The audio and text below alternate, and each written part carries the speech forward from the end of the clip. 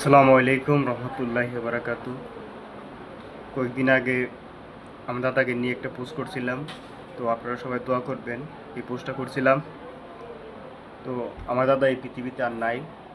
তো দাদাকে নিয়ে একটা লাইন আমি শুরু করছি। দাদা তুমি কেমন আছো ছোট মাটির ঘরে, তোমার কথারি হৃদয় মাঝে পড়ছে বারে বারে। দাদা তুমি কেমন আছো ছোট মাটির ঘরে, তোমার কথার হৃদয় মাঝে পড়ছে বারে বারে। দাদা গো, দাদা, দাদা গো,